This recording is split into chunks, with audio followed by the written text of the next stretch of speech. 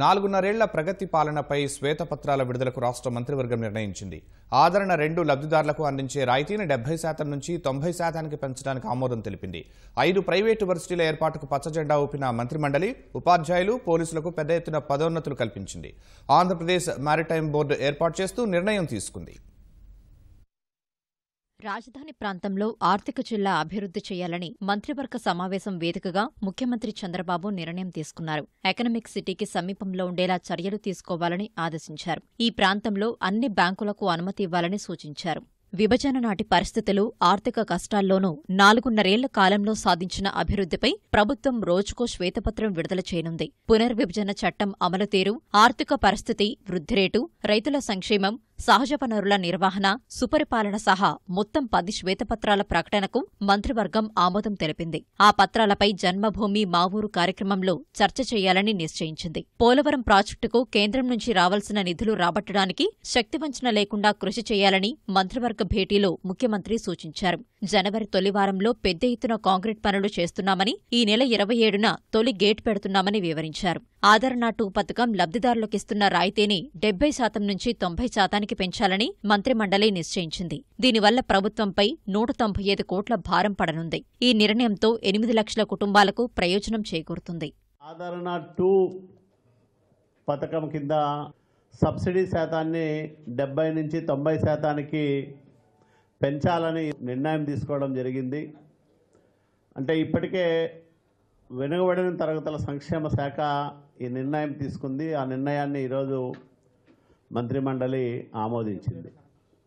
పనిముట్లు అందుకునే లబ్ధిదారులు వచ్చే ఆర్థిక సంవత్సరంలో ప్రభుత్వ పథకాలకు అర్హులు కాదనే ఒక నిబంధన ఉండింది.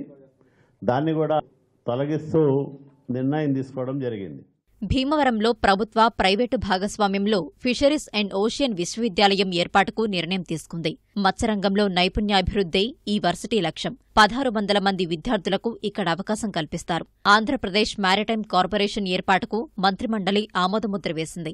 రామాయపట్నం పోర్టు ఏర్పాటుతో పాటు సముద్ర సంబంధిత మౌలిక వస్తువుల అభివృద్ధికి ఈ సంస్థ దోహదపడుతుంది.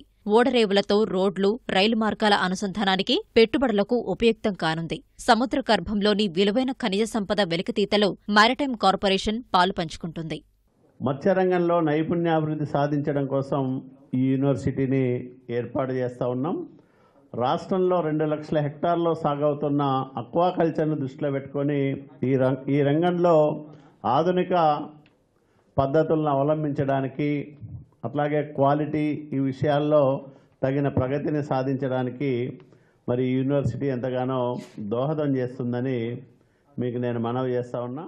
వివిధ సంస్థలకు భూకేటాయింపులు, అనేక శాఖల్లో పోస్టుల మంజూరుకు మంత్రివర్గం ఆమోదముద్ర వేసింది. 2585 మంది కానిస్టేబుళ్లను హెడ్ కానిస్టేబుళ్లుగా, 566 మంది హెడ్ కానిస్టేబుళ్లను ఏఎస్ఐలుగా, మున్సిపల్ పాఠశాలల్లోని 610 మంది గ్రేడ్ 2 లాంగ్వేజ్ పండిట్లు, 262 మంది పీఈటీలకు స్కూల్ అసిస్టెంట్లుగా పదోన్నతి కల్పిస్తూ నిర్ణయం తీసుకుంది. మార్కెట్ సంస్కరణల్లో భాగంగా పండ్లు, కూరగాయల్ని డీనోటిఫికేషన్ చేస్తూ నిర్ణయం తీసుకుంది. మార్కెట్స్ యాక్ట్ 1966లోని సెక్షన్ 3కి సవరణలకు ఆమోదం తెలిపింది. AP wind, solar, hybrid power policy 2018కి పచ్చజెండా ఊపింది.